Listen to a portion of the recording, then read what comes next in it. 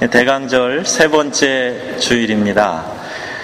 말씀의 진리에 빛을 비춰주시는 주님께서 말씀을 선포하는 이 시간에 우리와 함께 하실 줄로 믿습니다. 대강절 기간 안에 세계 교회가 지키는 성서주일이 있습니다. 영국 성서공회가 100주년 되었을 때 1904년에 그때부터 만국 성서주의를 지키면서 그게 처음 시작이 되었는데, 이 대강절 기간 안에 올해는 지난주에 이 성서주의를 지켰습니다. 성서주일에는 말씀이 육신이 되어 우리 가운데 오신 것을 감사하고 더 많은 사람에게 이 생명의 말씀이 전달될 수 있도록 또 기도와 헌금으로 성경을 더 많이 보급하도록 이렇게 참여하는 그런 의미의 주일입니다. 오늘 설교 제목을 깨닫게 하시는 말씀의 빛이라고 이렇게 정했습니다. 성경에는 우리의 구원의 도리와 또 삶의 규범이 잘 들어 있습니다. 어떻게 우리가 구원을 받고 또 믿는 자는 어떻게 살아야 되는지, 죽음 이후에는 무엇이 기다리고 있는지 정확하게 설명해주고 있습니다. 하나님의 말씀이 우리를 깨닫게 하고 바른 삶의 길로 인도해 주시는 것입니다. 우리가 신앙생활을 하는 데 있어서 이 성경 말씀을 잘 이해하는 것이 얼마나 중요한 일인지 모릅니다. 성경은 하나님의 감동으로 기록되어 있습니다. 아멘. 하나님의 감동으로 기록되어져 있어요. 이걸 신학 용어로 영감설이라 합니다. 어떻게 감동을 주셔서 어떤 방법으로 주셔서 성경이 기록됐는가, 이것을 이제 신학에서 논하고는 합니다. 하나님께서 영감을 주셔서 사람들이 기록을 했는데 40여 명의 저자가 무려 1500년간의 긴 세월 동안 기록한 것을 모아서 정경화 작업을 거쳐 오늘의 경전, 지금 우리가 가지고 있는 이 성경이 만들어진 것입니다. 현재 우리 개신교회가 가지고 있는 성경은 창세기부터 요한계시록까지 구약 39권, 또 신약 27권, 합해서 66권의 작은 책들이 모아져 있습니다.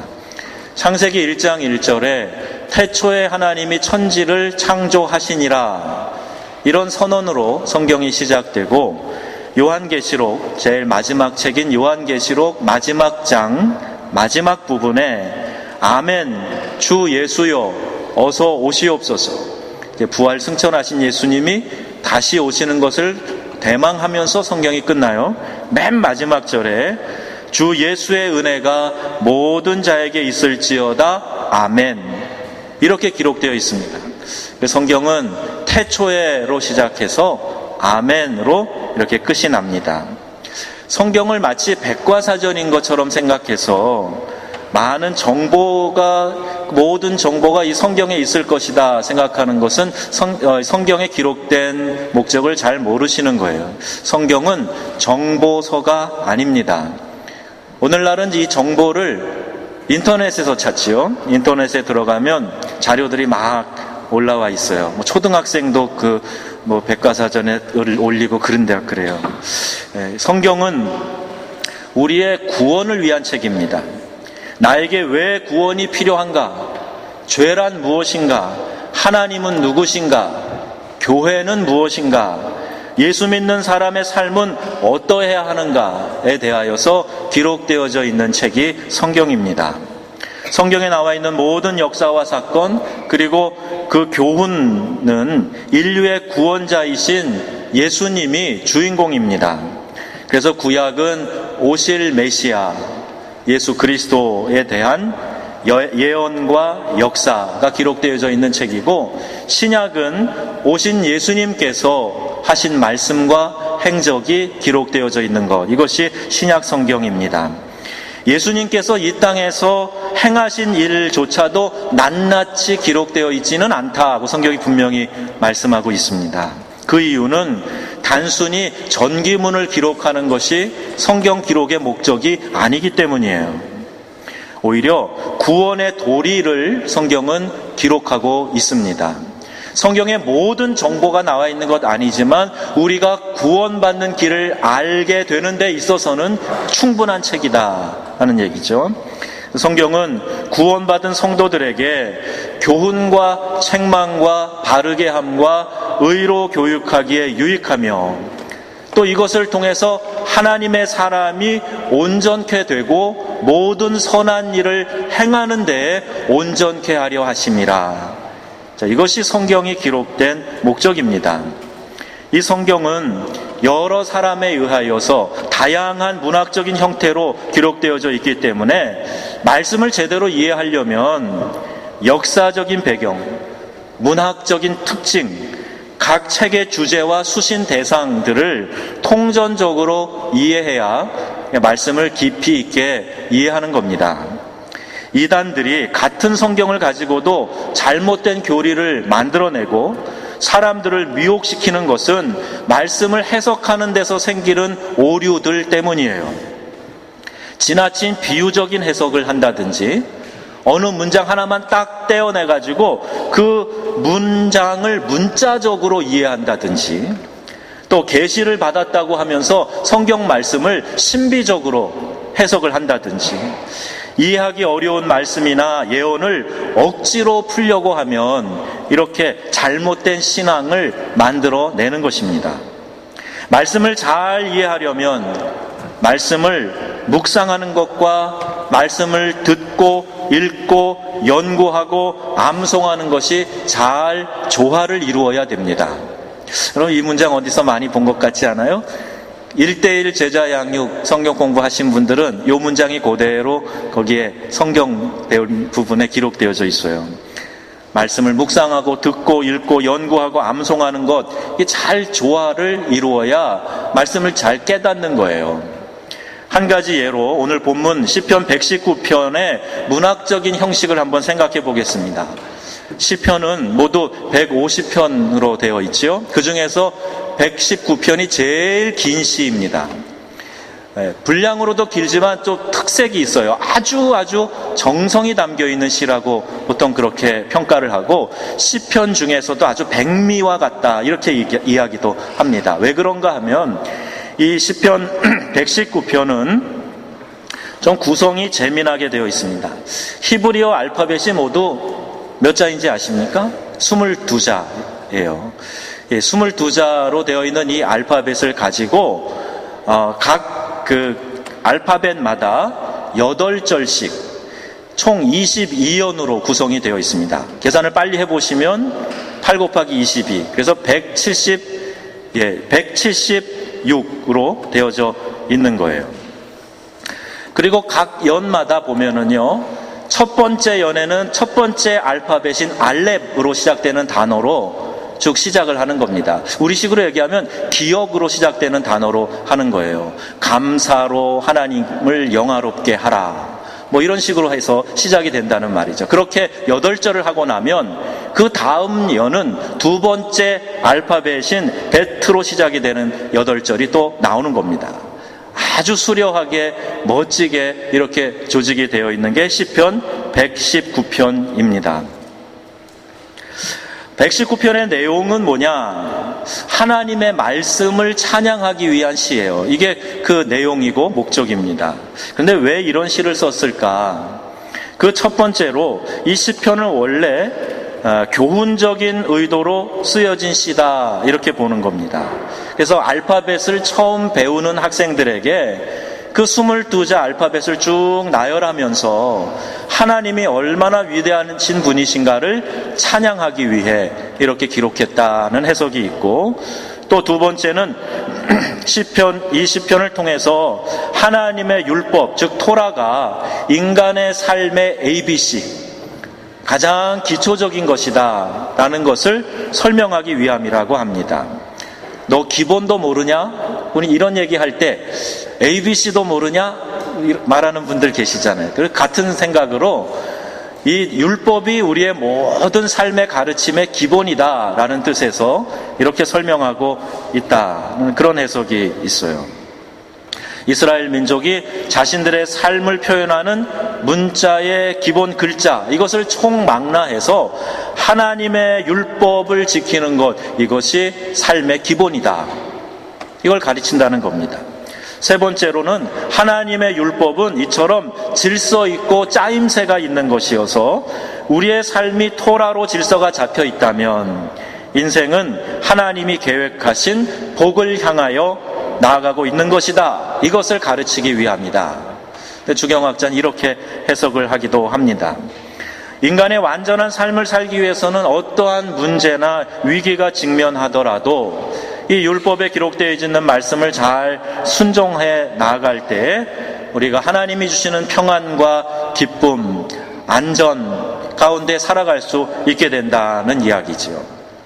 여러분, 우리는 그리스도인으로서 하나님이 우리에게 주신 이 말씀, 이 성경을 사랑해야 됩니다.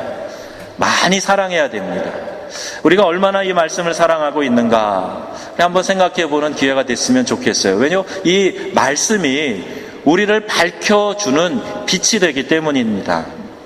올해 노벨상 수상자로 8명이 현재 발표되어 있는데, 좀 더 되어 있나요? 8명인데 그 중에서 6명이 유태인이라고 합니다.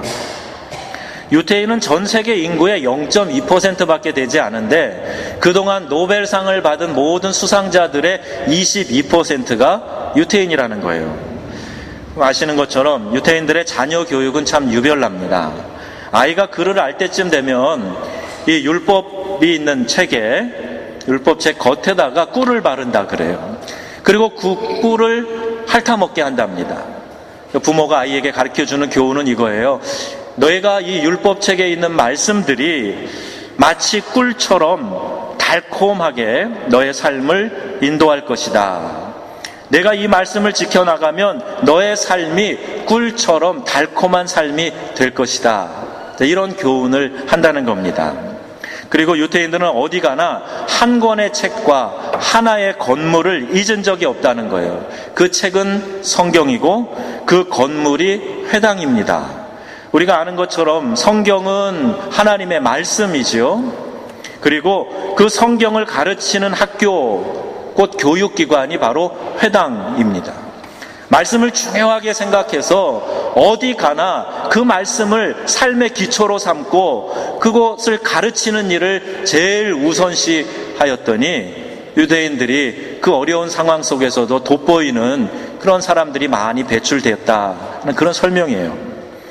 오늘 본문 103절에도 말씀합니다. 주의 말씀의 맛이 내게 어찌 그리 단지요 내 입에 꿀보다 더 단이이다. 시편 19편 10절 말씀에는 금 곧 많은 순금보다 더 사모할 것이며 꿀과 송이꿀보다 더 달도다. 여러분, 말씀을 묵상할 때 말씀이 나에게 참 달다는 생각 한번 해보셨습니까? 그런 경험 여러분 해보셨어요? 말씀을 대하는 그리스도인의 자세 어떠해야 됩니까? 베드로전서에 보면 이런 말씀을 하고 있습니다. 갓난아이와 같이 순전하고 신령한 젖을 사모하라. 이로 말미암아 너희로 구원에 이르도록 자라게 하려 함이니라. 여러분, 어린아이가 젖을 사모하는, 배고픈 어린 아기가 젖을 사모하는 거 한번 보세요. 앙 하면서 그냥 어디에 엄마 젖꼭지가 있는가 막 찾느라고 정신이 없고요. 젖을 물리면 그냥 그 젖을 빠느라고 정신이 없어요. 그 아이가 엄마의 젖을 사모하는 것처럼 순전하고 신령한 젖인 하나님의 말씀을 사모해라. 이렇게 가르쳐주고 있습니다. 여러분은 성경을 읽으면서 그 말씀이 내게 흡수되고 그 말씀이 나를 지배하는 경험을 해보셨습니까? 말씀이 나를 지배하고 이끌고 가는 거예요. 그래서 이것이 말씀의 감동이 되는 거구나. 하나님의 말씀을 읽고 묵상하고 흡수하는 일이 너무 즐겁고 틈만 나면 그 말씀을 읽고 싶고 하는 마음, 이것이 은혜 받는 성도들이 자연스럽게 그 마음속에서 일어나는 현상들입니다. 지난주 가정예배 때 감사 제목을 나눈 날이 있었습니다. 올해의 감사를 각자 한 30개씩 적어서 서로 나누자 그랬는데 그 중에서 먹는 것에 대한 감사가 많이 나왔어요. 그 먹는 것이 참 중요합니다. 우리 몸에 음식이 에너지가 되어서 힘을 얻는 것처럼 맛있게 음식을 먹을 때 기쁨이 있는 거죠. 말씀을 우리의 영혼의 양식이라고 말을 합니다. 지치고 허기지고 힘이 없을 때 이 말씀이 내게 양식이 되어서 힘을 얻는 경험을 내가 하고 있는가? 양식을 먹어야 힘이 날 텐데 지치고 힘들고 열심히 없다 그러면서 오히려 말씀 묵상하는 일은 더 게을리한다 그러면 결코 거기에서 쉽게 벗어나오기 어려운 것이지요. 주님의 말씀이 내게 양식이 되며 동시에 이 말씀은 어둠을 밝히는 빛이 된다고 말씀합니다. 오늘 105절 말씀 보니까 주의 말씀은 내 발의 등이요 내 길의 빛이니이다. 그럼 빛이 없는 캄캄한 곳을 한번 걸어보셨어요? 깜깜한 정말 한 줄기 빛이 없는 곳에 걸을 때 아주 자그마한 빛 하나가 얼마나 이것이 귀한지 느끼게 됩니다. 별도 잘 비치지 않는 칠흑같이 어두운 밤에 달리다가 자동차 라이트 한번 탁 꺼보세요. 완전히 암흑의 세계로 들어가 버리잖아요. 어두우면 어두울수록 한 줄기의 빛이 참 고마운 거죠. 그 빛이 정말 나의 앞길을 비춰주는 것으로 인하여서 감사하는 마음이 들게 되죠. 빛이 없는 캄캄한 곳에서 이 빛의 소중함을 알듯이 우리가 어두울 때 등불이 주는 역할, 그 소중함 우리가 잘 알고 있듯이 오늘 우리의 말씀은 어두운 길을 가는 그 길에 빛이 된다. 내 발에 등불이 된다. 이렇게 말씀하고 있는 거예요. 어두운 곳에서는 실족하게 됩니다. 어두움 가운데 걷다가 맨홀에 빠져 죽은 사람도 생겼어요. 발길을 이 어두움 가운데서 제대로 잘 내딛지 못하고 빛이 없으면 헛디고 넘어지게 되고 가지 말아야 될 곳으로 갑니다. 위험에 직면해 있으면서도 깨닫지 못합니다. 빛이 없으면 사물을 분간하지 못하기 때문이에요. 그런데 하나님의 말씀이 내가 들고 다니는 등불이고 내가 걷는 길을 비추어 주시는 빛이 된다. 오늘 이렇게 말씀은 저희들에게 교훈하고 있습니다. 내 영혼의 양식이 되고 내 입에 단 꿀과 같이 정말 내 입에 그렇게 달고 내가 실족하지 않도록 갈 길을 비춰주시는 하나님의 말씀은 사랑해도 지나치지 않을 것입니다. 이 말씀을 우리가 깊이 사랑하고 받아들인다면 그만큼 우리는 빛이 비춰지는 삶을 살게 된다는 이야기죠. 이 말씀은 우리의 우둔함을 깨우쳐 줍니다. 오늘 130절 말씀 보니까 주의 말씀을 열면 빛이 비추어 우둔한 사람들을 깨닫게 하나이다. 이렇게 말씀하고 있어요. 이 세상도 지혜를 소중히 생각합니다. 지혜를 사랑하였던 소피스트들 많이 알고 계시죠? 이 17세기와 18세기의 유럽을 휩쓸었던 계몽주의 사상이 있습니다. 영어로 보면 enlightenment라고 되어 있어요. 그 불어도 류미에입니다. 어두운 세상을 비춰주는 빛과 같았다라는 건데 그 빛이 뭐냐 하면 이성이에요. 우리의 이성. 그 종교와 그 당시에 그 잘못된 전제 군주 그것에 꽉 찌들려 있는 어두운 세상에 우리의 인간의 이성을 깨우는 빛이 비춰졌다. 이것을 계몽주의라고 이야기를 합니다. 프랑스 혁명의 기초가 되었고 그 당시에 꼭 필요했던 시대 정신이었죠. 그래서 사람들에게 자유가 뭔지 평등과 박애가 뭔지 일깨워줬다. 필요했던 것입니다. 하지만 무엇이든지 과하면 문제가 되는데 이 이성주의로 인해서 지금 유럽은 하나님이 필요 없는 세속 도시를 만들어 놓았습니다. 내 이성의 판단을 가지고 모든 것을 다 재보는 거예요. 심지어는 창조주이신 하나님을 피조물인 인간의 이성을 가지고 담아보려고 합니다. 담겨지지 않으면 하나님이 없다고 생각을 하는 거죠. 큰 모순이 아닐 수 없어요. 여러분, 하나님은 지혜의 근원이십니다. 아멘? 아멘이세요? 하나님은 지혜의 근원이세요. 창조주의 지혜와 피조물인 인간의 지혜는 비교할 수 있는 것이 아닙니다. 고린도전서 1장 25절에 분명히 우리에게 말씀하고 계시는 것이지요.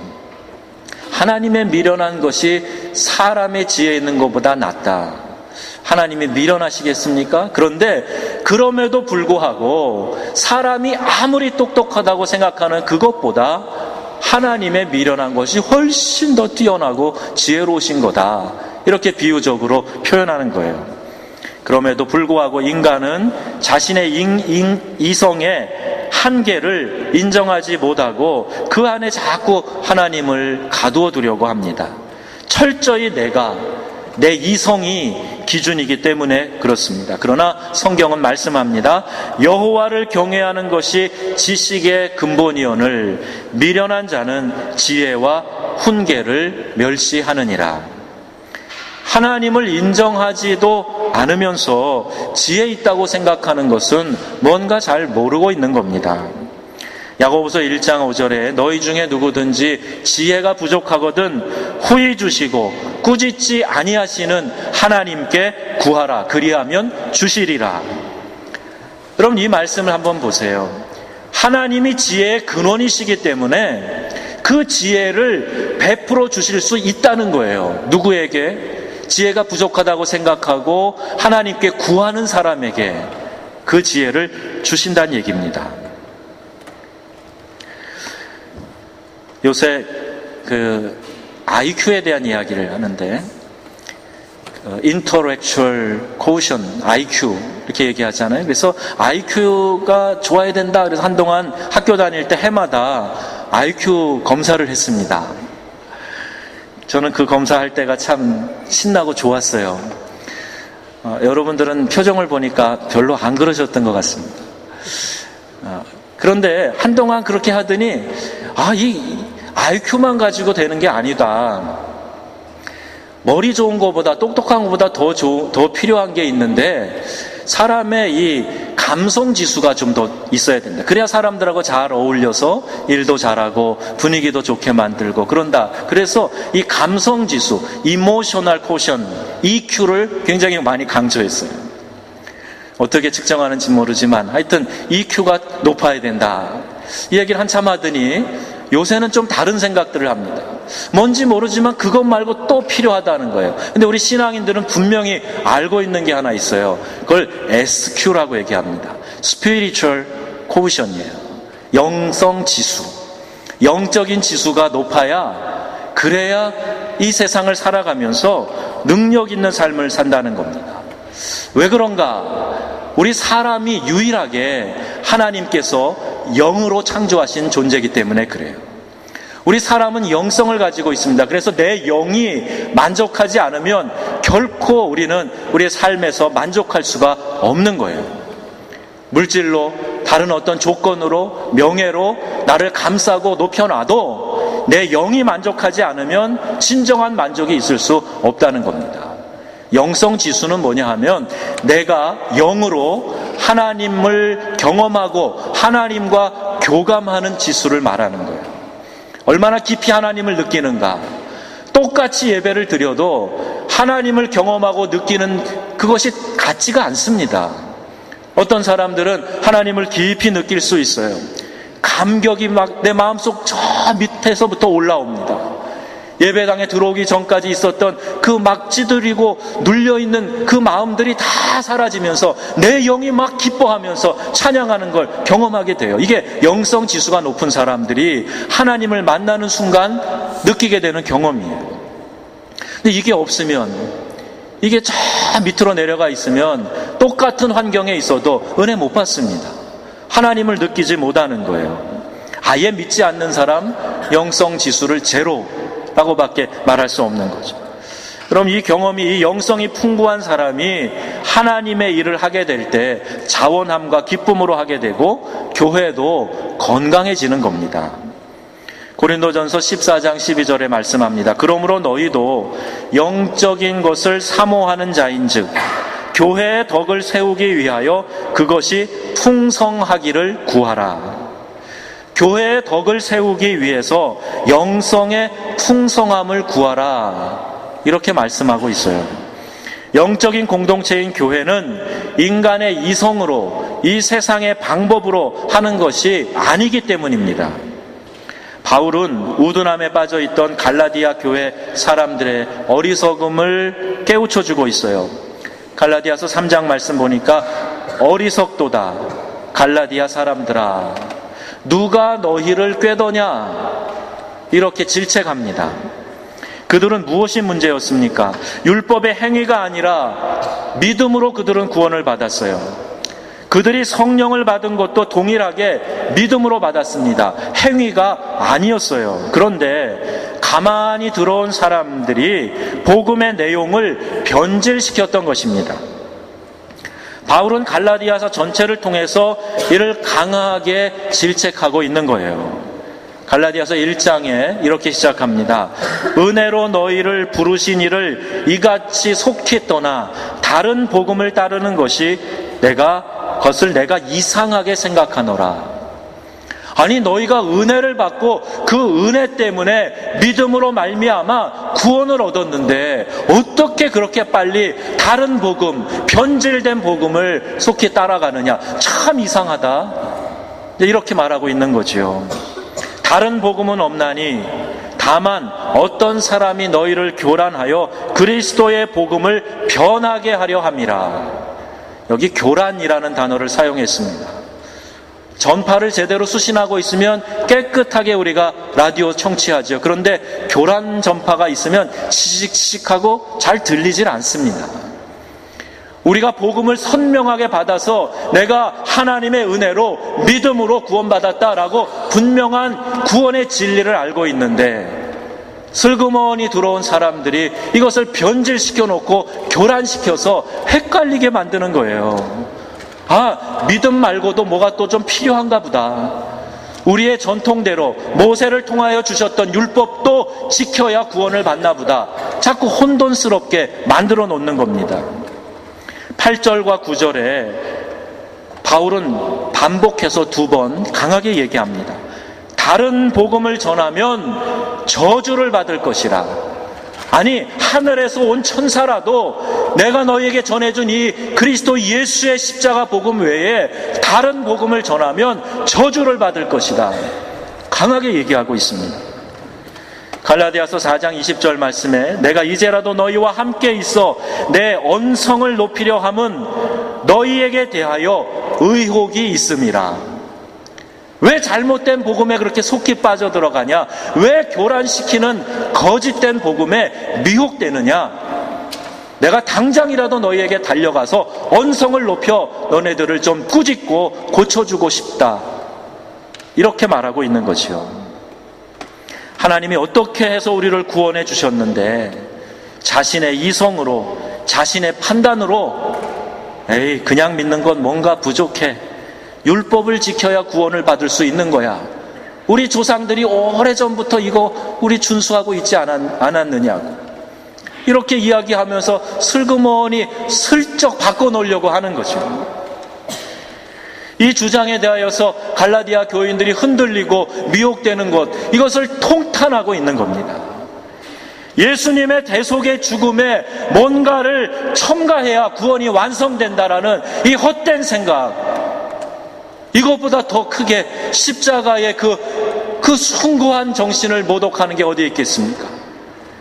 만왕의 왕이신 주님이 하나님 자신이 이 땅에 육신을 입고 오셔서 죄인된 인간을 구원하기 위해 자신의 몸을 찢으시고 십자가 구원을 완성하셨는데 뭐가 더 부족해서 내 알량한 지식으로 내 알량한 행위를 더한다고 그것이 완성이 되고 그것 하지 않는다고 구원이 미완성이 된다고 생각하는 이 어리석은 생각, 이거를 지금 지적하고 깨우쳐주고 있는 거예요.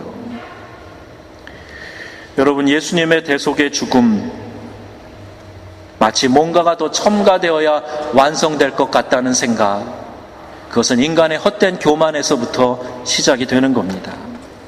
내 이성의 판단이 더 하나님이 정하신 원리보다 깊다, 내 판단이 더 옳다라는 거짓된 교만에서부터 시작이 된 거예요. 복음을 조금씩 바꾸려고 하는 시도는요, 그제나 지금이나 계속돼서 진행됩니다. 왜요? 사단이 잠깐 코드 하나 바꿔 꽂으면, 살짝 바꿔놓으면 사람들에게 베풀어 놓으신 이 구원의 진리를 왜곡해서 지옥 백성을 수없이 만들 수 있기 때문에 이 도전과 유혹은 지금까지도 계속됩니다. 말씀이 분명함에도 불구하고 이 시대는 그렇지 않다고, 달라졌다고, 성경의 해석이 이제는 그렇지 않다고 이야기하면서 살짝 코드를 바꿔놓으려고 하는 이단들과 거짓 교사들이 얼마든지 많이 일어나고 있습니다. 아마 주님 오실 때까지 끝나지 않을 거예요. 갈라디아 교회처럼 율법을 지켜야 구원을 받는다는 사람들도 있었고, 또 에베소 교회나 버가모 교회에는요, 니골라당이 있었어요. 이들은 정반대로 그 반대의 주장을 했습니다. 즉 성도는 율법에 얽매일 필요가 없다 얘기하면서 방종과 음행을 일삼았던 사람들입니다. 여러분, 구원을 우리가 잘 알아야 돼요. 구원을 받는 데 있어서는 어떤 율법을 지키는 것이 조건이 되는 것이 아닙니다. 그저 하나님의 은혜로 값없이 받는 거예요. 너희가 그 은혜를 인하여 믿음으로 말미암아 구원을 얻었나니 이것이 너희에게서 난 것이 아니요 하나님의 선물이라. 행위에서 난 것이 아니니 이는 누구든지 자랑치 못하게 하려 함이니라. 아멘. 여러분 믿으시죠? 예, 은혜에 대해서 분명히 구원에 대해서 말씀하셨어요. 은혜로 믿음으로 너희가 구원을 받았다. 그저 하나님의 은혜로 값없이 받은 거예요. 하지만 예수님을 영접해서 죄를 용서받고 구원을 얻은 성도는 성경에 나와 있는 계명, 이 율법을 잘 지키는 삶을 살아야 됩니다. 예수께서 율법을 완성케 하기 위하여 오셨다라는 말씀의 의미를 깊이 깨달아야 되는 겁니다. 하나님 사랑과 이웃 사랑이 온 율법과 선지자의 강령이니라 말씀하셨고, 또한 사랑은 율법의 완성이다라는 이 말씀을 우리가 적극적으로 실천해야 하는 것이에요. 나는 구원받았다고 아무렇게나 살아도 된다, 난 자유다, 그게 아니에요.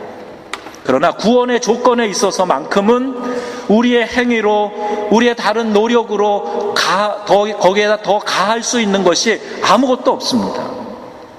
이단의 특징은요, 한쪽으로 치우치는 겁니다. 자기들에게만 진리가 있다고 말하고 전통 신앙을 무차별 공격합니다. 기성교회를 마구 비난하는 사람들 보면 10중 8구 이단에 속한 사람들이에요. 신앙의 균형이 얼마나 중요한지 모릅니다. 오늘 우리는 이 말씀을 하나님의 말씀으로 받고 우리의 영적인 우둔함을 깨우쳐 주시기를 간구해야 됩니다. 하나님의 기준에 나를 비추어 보려고 하지 않고 내 이성과 내 경험과 판단을 의지하는 신앙은 대단히 위험천만한 그런 신앙이에요. 여러분 혹시 이런 경험하셨는지 모르겠어요. 전기가 자주 나가던 시대, 전기가 없던 시대, 캄캄한 어둠 속에서 화장을 한다고 한번 생각을 해보세요. 뽀얗게 분 바르고 입술에 눈에 정성껏 화장을 합니다. 나는 잘 그렸다고 생각할 수 있겠지요. 예, 열심히 했으니까, 잘 보이지 않으니까, 요란하게 화장했으니까 예쁠 거야, 이렇게 생각할 수 있습니다. 그런데 여러분, 착각이에요. 전기불이 그 순간 들어오고 내가 어둠 가운데에서 어떻게 화장했는가 하는 것이 밝은 빛 아래 드러나게 될 때 참 괴물 같아서 못 볼 겁니다. 어떻게 이렇게 그릴 수 있을까? 정말 아름답지 않을 거예요. 어둠의 일이 드러날까봐 빛보다 어둠을 더 사랑하고 빛으로 나아가지 않았다. 이게 주님께서 육신을 입고 이 땅에 오셨을 때 사람들이 취했던 태도입니다. 어둠을 더 사랑해서 그냥 어둠에 있기를 원하고 빛으로 오신 주님 앞으로 나아가지 않고 영접하지 않았지만, 영접하는 자, 곧 그 이름을 믿는 자들에게는 하나님의 자녀가 되는 권세를 주셨다. 이렇게 말씀하는 거예요. 여러분, 우리가 빛의 자녀로 이 땅을 살아간다면 말씀의 진리의 빛이 우리를 비추도록 허용해야 됩니다. 받아들여야 됩니다. 그래야 그 말씀이 나를 조명해서 내가 무엇이 삐뚤어져 있는지, 무엇이 더러워져 있는지, 무엇을 바로잡아야 되는지 비로소 깨달을 수 있기 때문이에요. 내가 말씀을 주장하고 주관하는 자세가 아니라 그 말씀 앞에 겸손히 내 자신을 비추어 볼 수 있어야 한다는 말입니다. 말씀은 우리를 비추어 주시는 빛입니다. 내가 깨닫지 못하는 것을 깨닫게 해주시는 조명입니다. 그 말씀이 기준이 돼야 돼요. 그래야 삐뚤어진 것, 더러워진 것, 바르게 해야 될 것을 비로소 깨닫게 되는 것입니다. 공동체에 주셔서 선포하게 하신 말씀에 귀를 기울여야 됩니다. 감상하거나 평가하는 위치에 있으면 절대로 은혜 받을 수가 없어요. 바울이 갈라디아 4장 19절에 말씀합니다. 너희 속에 그리스도의 형상을 이루기까지 다시 너희를 위하여 해산의 수고를 하노라. 예수 믿게 하는 게 여러분 얼마나 힘든지 아세요? 한 명이 교회에 나왔다고 복음을 그냥 받아들인 것 아니에요.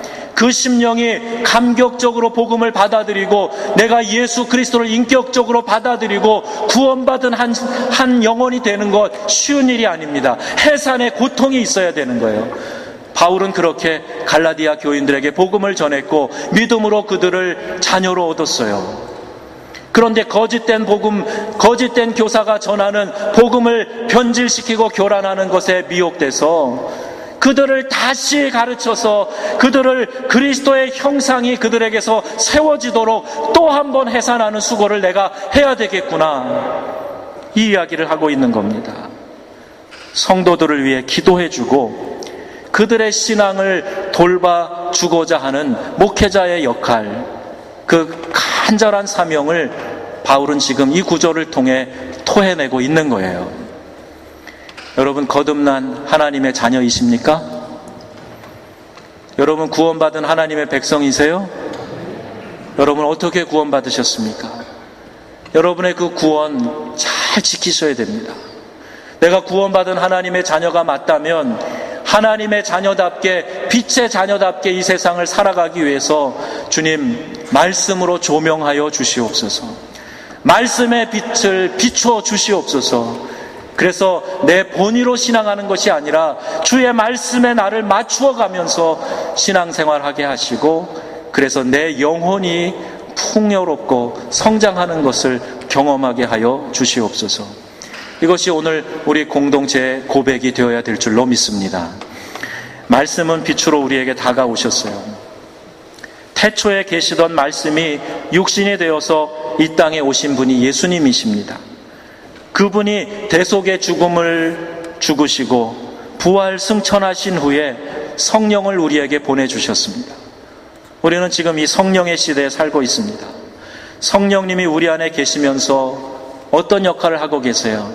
죄를 깨닫게 해주시고 말씀을 비추어 주시면서 우리가 그 말씀을 따라 살도록 하시는 것, 우리를 감동하시고 감화하시는 분이 바로 성령 하나님이십니다.